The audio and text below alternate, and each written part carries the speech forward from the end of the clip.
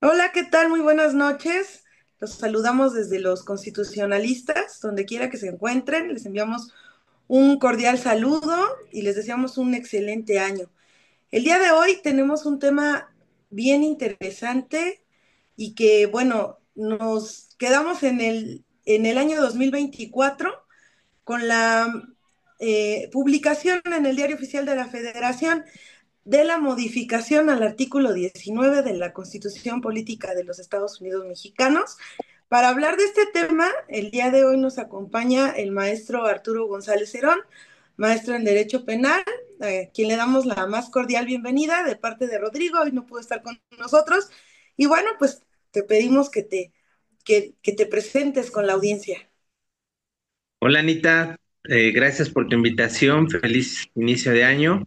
Bueno, pues mi nombre es Arturo González, estoy aquí para servirles, tengo experiencia como asesor parlamentario, como agente del Ministerio Público, he tenido pues experiencia en lo que es el tema de prisión preventiva oficiosa como servidor público y desde la doctrina, incluso desde la especialidad en Derecho Constitucional. Creo que tengo los conocimientos para dar una opinión contundente en este tema. Muchas gracias, Arturo. Bueno, vamos a hacerte, sobre todo tenemos varias preguntas por hacerte. Eh, ¿Qué opinas, en primer lugar, de la ampliación del catálogo de delitos que contempla el artículo 19? Bueno, yo creo que en primer lugar habla de un estado que está fallando en materia de seguridad, donde el tema de judicialización de asuntos está colapsado. Yo creo que la política criminal, no solamente este sexenio, también en los dos previos a este, fue un ir y venir de reformas, precisamente el artículo 19 constitucional, donde se ampliaba el catálogo de delitos de prisión preventiva oficiosa, lo que nos habla de un sistema que no investiga, un sistema que las policías están rebasadas, un sistema donde no se le invierte de manera real a las policías, a los ministerios públicos, en algunas entidades incluso muchos jueces apenas están como agarrando el ritmo en cuanto a la solución de controversias, en cuanto a la aplicación de prisión preventiva oficiosa de manera excepcional. Íbamos para allá, íbamos muy bien y con esta reforma todo eso hay un retroceso, casi A como al ver, inicio, quiero decir, casi hasta el, quisiera, dime, termina. casi hasta unos 10 años retrocedimos, ¿eh? Eso es muy grave. Sí, es decir, la prisión preventiva oficiosa surge de la reforma de 2008, del Ujú. cambio del sistema, bueno, cambiamos de un sistema a otro en materia penal, ¿no? Así es. ¿Qué es la prisión preventiva oficiosa, Arturo?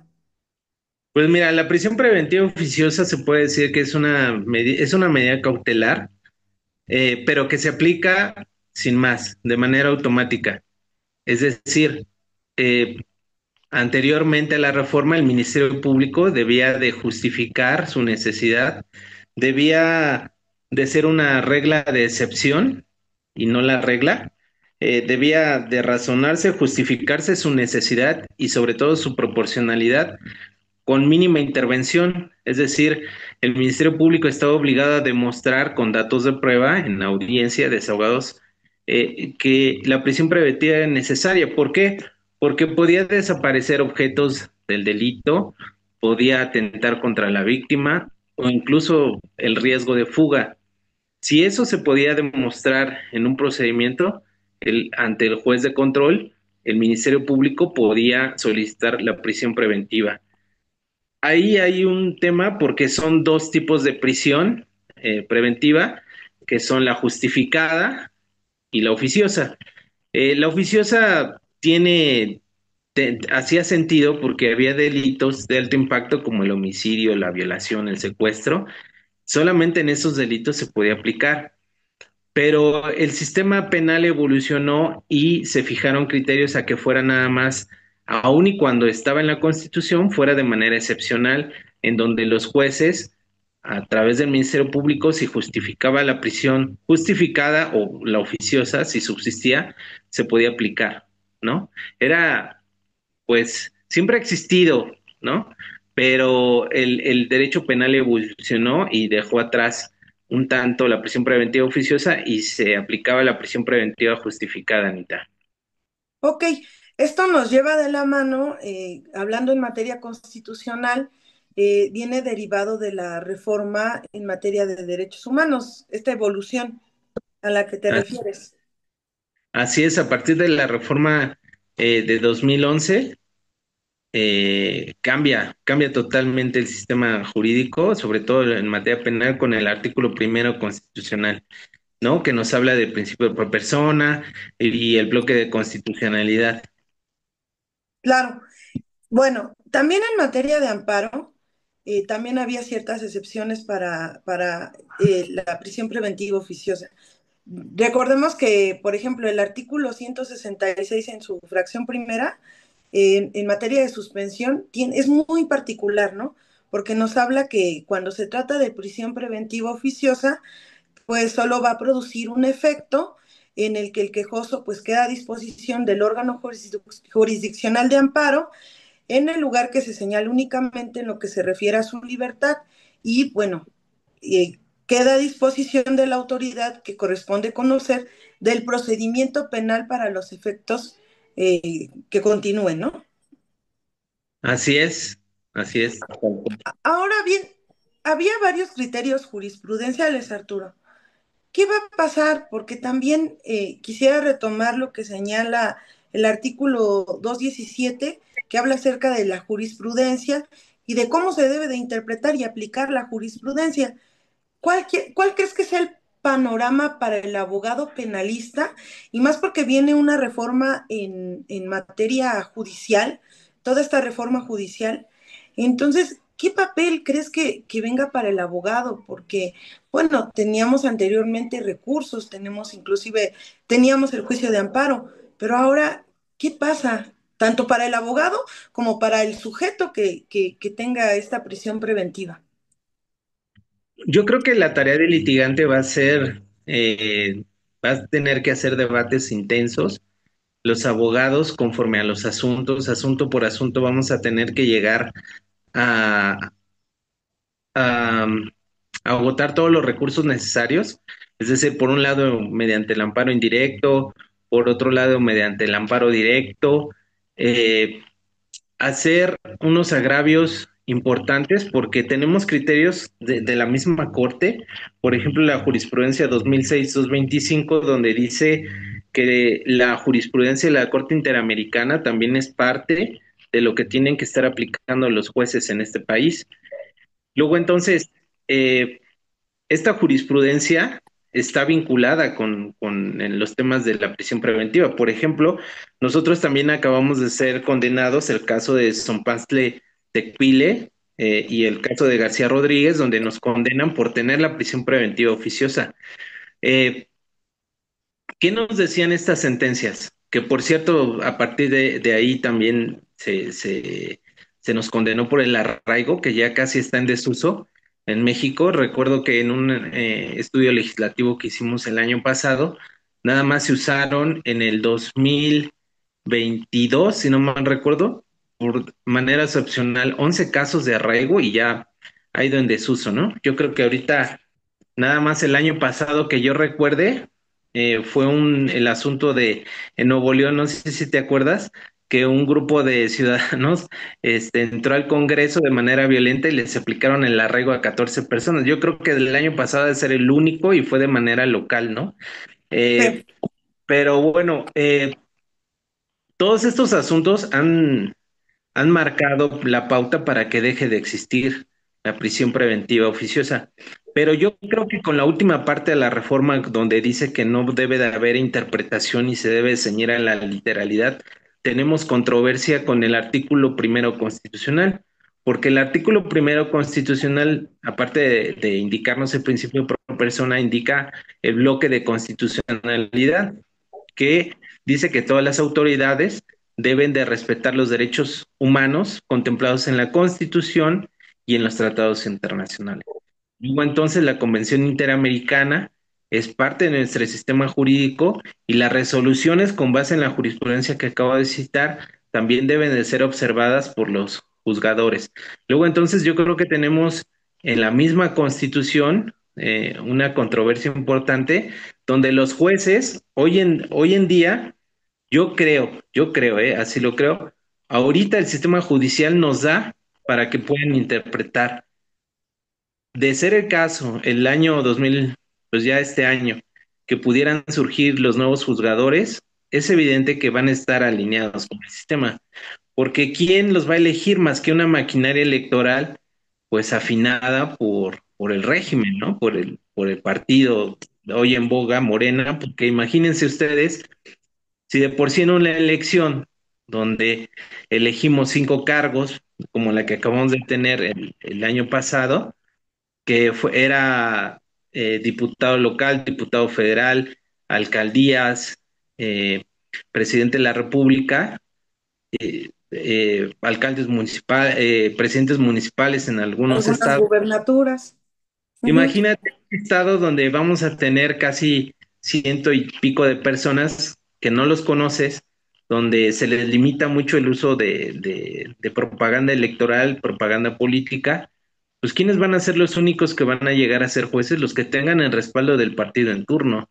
Porque me atrevería a decir que incluso aunque quieran las oposiciones, los partidos, dígase MC, Partido de Acción Nacional, el que me digas, no tienen la fuerza suficiente para apoyar algún candidato de que ellos quieran apoyar. ¿Qué va a suceder? Que vamos a tener jueces alineados al régimen donde no se van a atrever a ir más allá, a hacer una interpretación jurídica importante. Yo creo que ahí va a ser ese el tema. Hoy en día yo creo que lo pueden hacer los jueces que están en este momento, pero después del 2025, la verdad yo lo dudo mucho. Y ese es el problema, la justicia cotidiana. Tú recordarás incluso, no sé si estoy errando en el año, pero en el año 2022, donde se dio el debate en la Corte, que todavía estaba el ministro Arturo Saldívar, hizo unos comentarios sustentados en estudios del INEGI, donde decía que las personas que están recluidas esperando sentencias son personas vulnerables por la pobreza. Entonces, yo creo que la justicia común, las personas recluidas, son las que están sufriendo. Y fíjate, también hay otro dato importante que también es del INEGI. En promedio, las cárceles en el país están rebasadas en un 105%. Pero hay otros estados, ya de manera local, que están rebasados hasta en un 200%. Por ejemplo, el Estado de México, Morelos, Durango, Nayarit. Las cárceles ya no dan para más. Ahora imagínate cuántas personas van a estar recluidas como una pena anticipada y tienen que agotar el juicio, ¿no? Es Y muy justo grave. esa área, ¿no? Que es una área, se supone que una persona que llega por una prisión preventiva oficiosa, aún no lo colocan como, digamos, la gente le llama población. Ellos están en un área de ingreso. Entonces ahora imagínate la sobrepoblación de esa área de ingreso cuando vienen ahora este nuevo catálogo de delitos más amplios. ¿Cuánta gente va a llegar? Sí, incluso la verdad es que son delitos, por ejemplo, el robo con violencia, ¿no? La aportación de armas de uso exclusivo del ejército. Son delitos que es la mayoría, ¿no? Sí.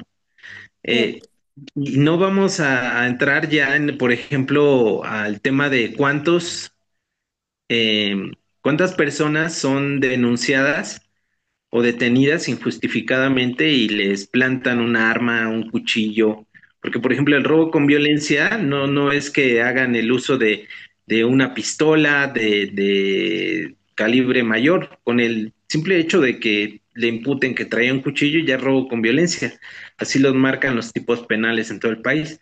Entonces, ¿cuántas Claro. personas por este delito, que yo creo que debe ser gran parte del grueso de la población penitenciaria, está por ese tipo de delitos? Se va a Ahora, agravar. en materia internacional, ¿no? Ujú. Hablábamos de la sentencia García Rodríguez. ¿Qué va a Así es. pasar? Este, ¿Qué va a pasar? Porque no estamos dando, no le estamos dando cumplimiento a dicha sentencia.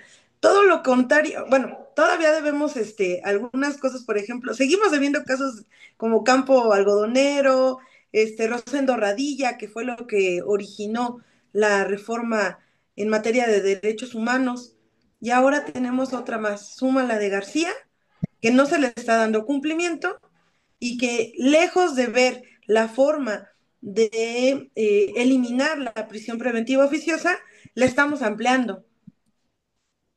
¿Cuál es tu Sí, opinión al respecto? yo creo que el país a nivel internacional eh, va a ser muy observado.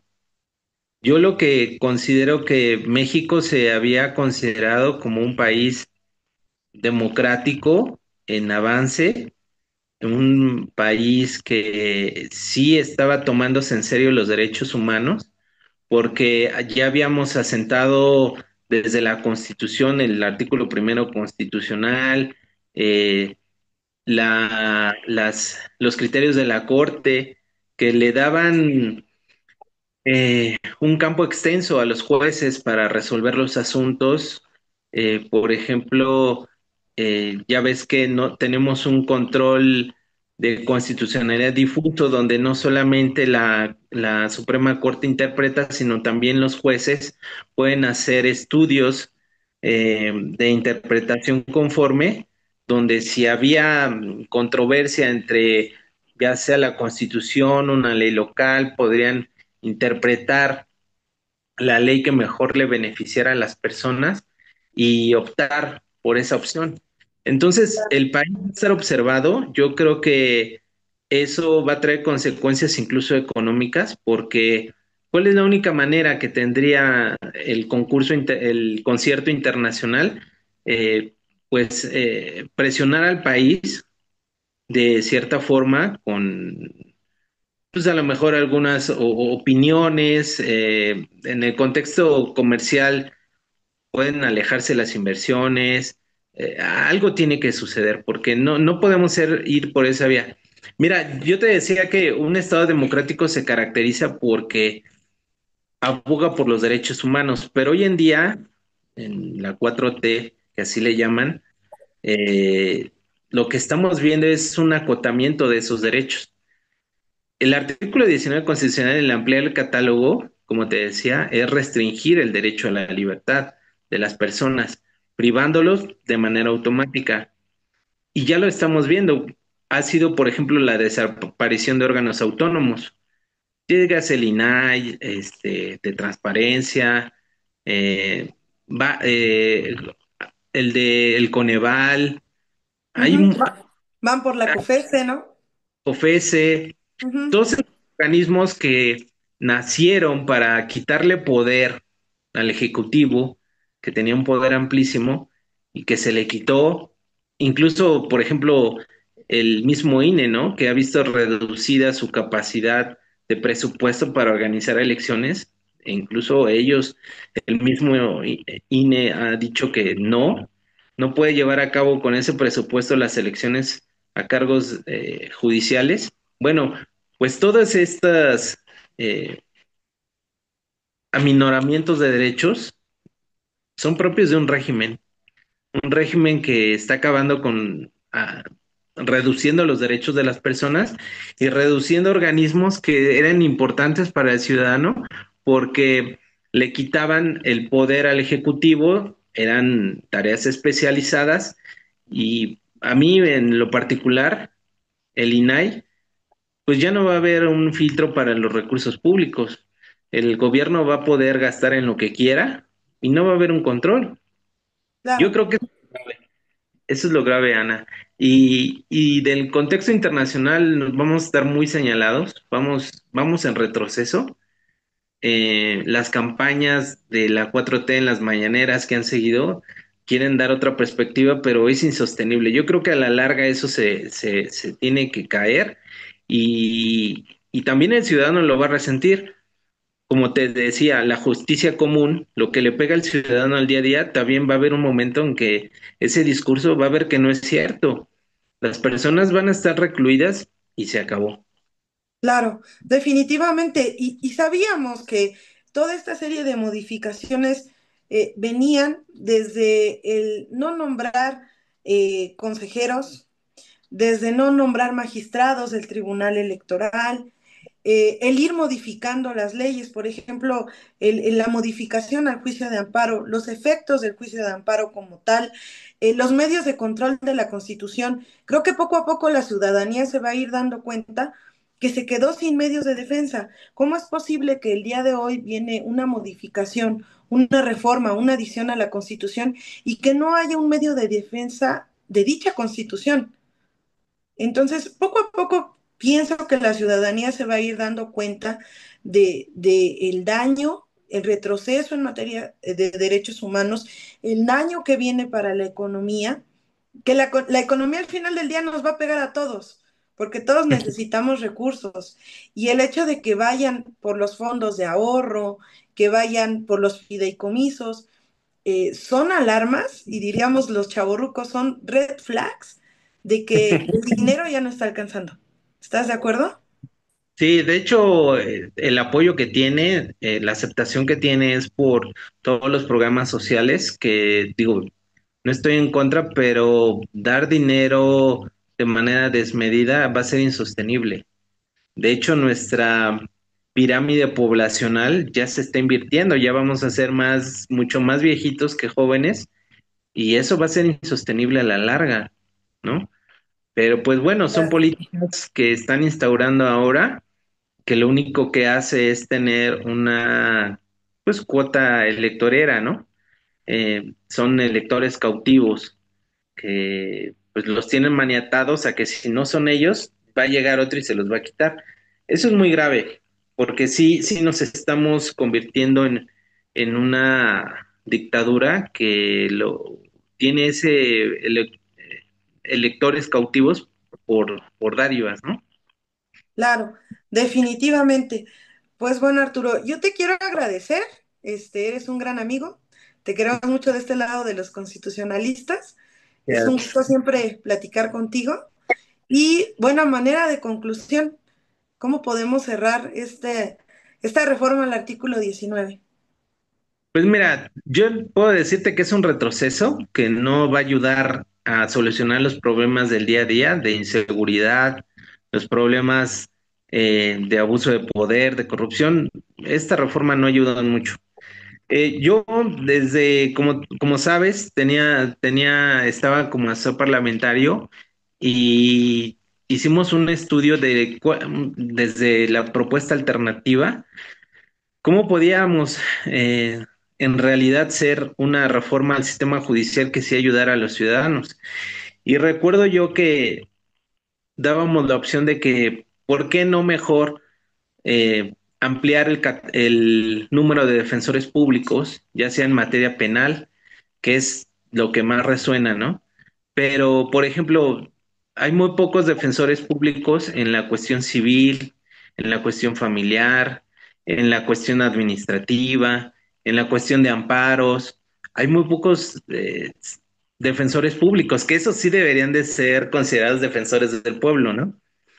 ¿Por qué Claro, no irle a estas áreas de, de defensa?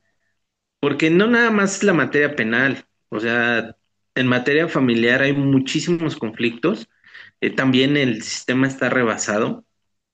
sí, En materia administrativa la gente no sabe que, por ejemplo, una multa se puede impugnar, una clausura de un negocio se puede impugnar, tu concesión que te la retiren se puede impugnar, o sea, hay muchas cosas. Otra cuestión, por ejemplo, eh, los grupos vulnerables como los obreros, los campesinos, tienen una estructura de defensores públicos, pero es muy limitada.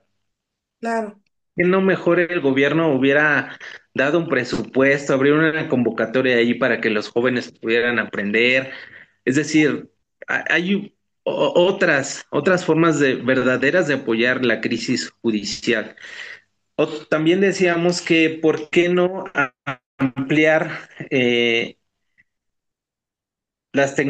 aplicar tecnologías de la información para una conformación de base de datos en materia política criminal y en cuanto a la judicialización de carpetas. Es bien cierto que las carpetas de investigación no solamente en la Ciudad de México, Estado de México, que tengo experiencia en todo el país, me atrevo a decirlo, hay un rezago impresionante. ¿Por qué no cierto. mejor haberle invertido a un sistema electrónico digital donde las personas pudieran entrevistarse a distancia, pudiera grabarse las entrevistas, donde pudieran aportar datos de prueba, donde pudieran escanear y luego llevarlos de manera presencial? No sé, muchas cosas que la tecnología hoy podemos hacer y que nos pueden ayudar a avanzar en el rezago de carpetas. Incluso, por ejemplo, hoy en la Ciudad de México ya ves que podemos escanear en PDF y Sí, en materia civil ofrecer las pruebas y luego presentarlas de manera presencial en los juzgados. Yo creo que ese es un gran avance que hubiéramos podido implementar en materia penal y te digo, sí, replicarlo en las demás áreas, porque no nada más es el rezago en lo que es de alto impacto, ¿no? claro. Privilegiar los mecanismos de solución de controversias, yo creo que también era un gran área de oportunidad para el sistema judicial. Siempre estamos aferrados a que la gente debe de compurgar su condena en la cárcel y que el criminal pague, pero eso a la larga, pues no funciona no funciona de nada tener a una persona recluida tantos años sin trabajar, sin empleo, porque se destruye su familia. Yo creo que los sistemas de mediación son parte importante. Recuerdo yo en el 2008, ese era gran parte del fundamento y de las justificaciones que daba la reforma, que los juicios no se les daba una salida alterna, como la mediación, los acuerdos reparatorios, eso no existía. Antes del 2008, las personas deben saber que esos medios de solución no existían en este No país existía. y Y ya- se igual y apostó. ya te invitamos después para hablar de los medios alternos de solución de controversias. Y muchas gracias. Sí, Y hoy en día ya no. Recuerdo incluso también porque en ese entonces yo ya, desde el 2008, yo ya estaba un tanto en la Defensoría Pública. En mis inicios tengo esa experiencia. Recuerdo que los delitos, las penalidades, no eran relativamente altas. El promedio la media aritmética de los delitos del fuero común estaban la media aritmética era de entre 7, 5 años, por ahí. Entonces, la reforma en materia penal nos mostraba que podíamos acceder a estos medios alternativos de solución de controversias cuya media aritmética no excediera de 5 años. ¿Qué es lo que pasó?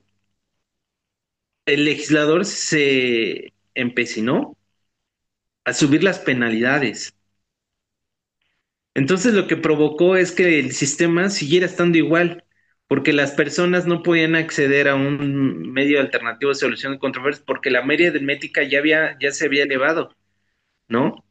Entonces, ¿qué es lo que hoy en día en este país puede llegar a un medio alternativo? Pues un robo simple, donde no haya medida de violencia, por ejemplo, un fraude donde pues la cantidad no exceda más o menos de 50,000 pesos. sí, Eh, Hay muy pocos delitos, la verdad, que puedan acceder a estos medios alternativos. Entonces, ahí yo creo que los sistemas de medios de solución de controversias le hubiéramos apostado más o bajar las penalidades para que pudieran acceder a estos medios de solución. Otro, por ejemplo, yo creo que la solución hubiera sido el uso de tecnologías aplicadas en operativos, en detenciones y cumplimiento de órdenes de aprehensión. Por Claro, ejemplo, que todo esto se quede grabado. ¿Cuántas veces en este país nos hemos enterado que los asuntos se caen porque son detenciones arbitrarias, porque son las personas son torturadas, sí. porque son detenidas ilegalmente, porque los andan paseando, porque lo detienen a las 10 de la mañana y es presentado hasta las 12 de la noche, violaciones al procedimiento, O sea, violaciones a los protocolos y a los procedimientos. y es, así es. Entonces, ¿por qué no mejor le hubiéramos aplicado a la tecnología? ¿Por Claro, qué no hacer que los policías traigan una cámara, que traigan unos equipos especiales para que todo quede videograbado? Si este gobierno dice que las policías, la Guardia Nacional ya son de mejor nivel, ¿por qué no le apostamos al uso de la tecnología y que todo quede grabado, ¿no? claro, como ahora nosotros. Sí, sí, sí. Arturo, el canal ya nos está corriendo.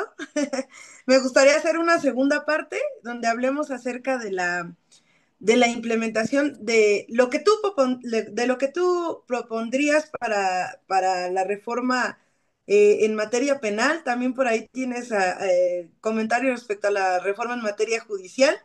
Y igual y también luego podemos platicar sobre los medios alternativos de solución de controversias. ¿Cómo Sí. ves? Sí, sí, sí, me encantaría despedirme con un tema de para los colegas y para la Sí, ciudadanía en general, eh, que no todo está perdido, que falta mucho por hacer, que yo creo que los que hemos estudiado la especialidad en Derecho Constitucional y los que de verdad sabemos de constitucional, que nos gusta el estudio, cuando haya que reconstruir la República, ahí tenemos que estar, eh, ya que nos digan a lo mejor los viejitos del derecho constitucional, pero créeme que somos la generación que conocimos el antes y después. Entonces, no todo está perdido, el debate está ahí y no todo, no hay mal que dure 100 años, créanme.